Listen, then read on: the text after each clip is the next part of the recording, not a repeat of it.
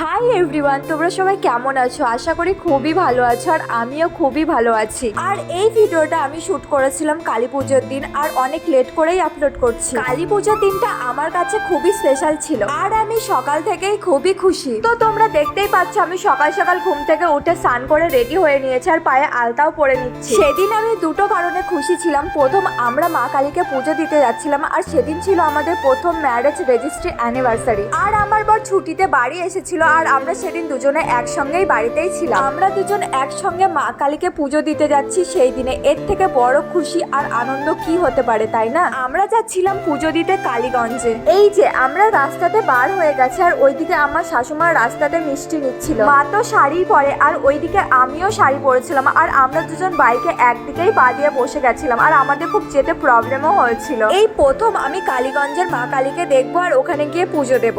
ওখানে পৌঁছানোর পর দেখি প্রচন্ড পরিমাণে ভিড়ও হয়েছিল, রাস্তার অনেকটাই আগে নো এন্ট্রিও করে দিয়েছিল। আমাদের ফল কেনা হয়েছিল না, তাই ও আমাদেরকে নামিয়ে দিয়ে গেল আর ও চলে গেল বাজারে ফল আনতে। তারপরেই মা আর আমি হাঁটতে হাঁটতে লম্বা লাইন দেখতে দেখতে চলে গেলাম বড় পিসি বাড়ি, মানে কালীগঞ্জেই আমার বরের বড় পিসির বাড়ি রয়েছে। আর মা কালীকে পুজো দেওয়ার এই লম্বা লাইনটা হচ্ছে এই বড় পিসি বাড়ির সামনে দিয়েই যাচ্ছিল সবাই। আমার বর যেহেতু বাজারে ফল আনতে গেছে তার জন্য আমরা ওয়েট করছিলাম এই বড় পিসির বাড়িতে, আর ও আসলে একটু রেস্ট নেবে, তারপরে আমরা যাব একসঙ্গে পুজো দিতে। তারপরেই ও চলে এসেছিল বাজার থেকে ফল নিয়ে আর আমরা একটু পরেই বার হবো পুজো দেওয়ার জন্য। আর আমি ওকে বলছিলাম তাকাও তাকাও, আর এদিকে ওর কাণ্ড দেখো, ও কি করে তাকাচ্ছে। আর এই পিসিমণির বাড়িতে একটা পুচকে এসেছিল আর ও বারবার আমার কাছে আসছিল আর আমি ওকে যা জিজ্ঞাসা করছিলাম ও তার রিপ্লাই করছিল আর খুব কিউটও ছিল।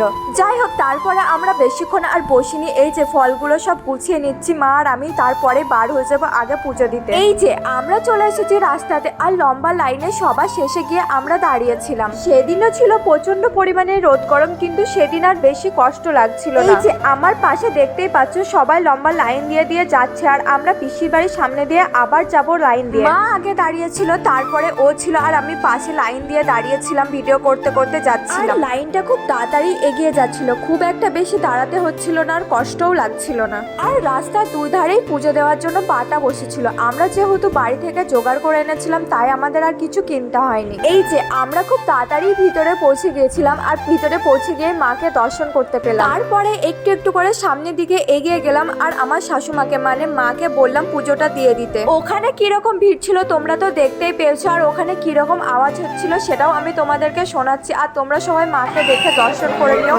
আর যে যার মনের ইচ্ছা যে সবাই মার কাছে চেয়ে নিও। আমি সামনে আছি, টাকা দিত।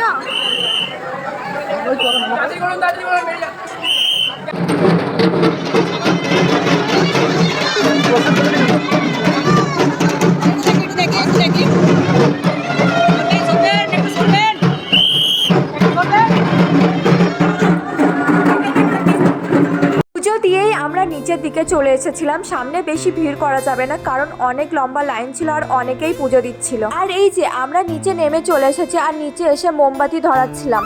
তারপরে পুজো দিয়ে আমরা বাইরের দিকে চলে এসেছিলাম, মানে পিছনের দিকে ছোট একটা মেলা বসেছিল আর পিছনের দিকেও ছিল একটা মায়ের মূর্তি। তারপরেই ওখানে আমরা একটুখানি দাঁড়িয়ে চলে আসি একদম বাইরের দিকে, গেটের বাইরে এসে বড় একটা আইসক্রিমের দোকানে দাঁড়ালো আর এখান থেকে আমরা তিনজনের জন্য 3টা আইসক্রিম নিলাম। তারপরে আইসক্রিম খেতে খেতে আমরা চলে গিয়েছিলাম পিসির বাড়ি, আর পিসির বাড়িটা ছিল খুবই কাছে আর ওখান থেকে খাওয়া দাওয়া করে তারপরে আমরা যাব বাড়ি।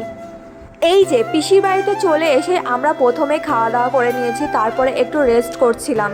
আর এই যে চলে আসার সময় ও পিসিমশাইয়ের সঙ্গে দেখা করছিল। আর এই যে বাড়ি আসার সময় দেখতেই পাচ্ছ রাস্তা অনেকটাই ফাঁকা হয়ে গেছে। তারপরে সন্ধ্যাবেলায় বাড়ি এসে আমি ঠাকুরকে দিলাম প্রদীপ। সন্ধ্যাবেলায় ঠাকুরকে প্রদীপ দেওয়ার পর আমি আবার রেডি হয়ে গিয়েছিলাম কালীগঞ্জেই ঠাকুর দেখতে। তাই এই ভিডিওটা আমি আমার এই পর্যন্ত শেষ করছি। আবার দেখা হবে পরের ভ্লগে। তো ততক্ষণের জন্য টাটা, বাই বাই, সবাই ভালো থেকো আর সুস্থ থেকো।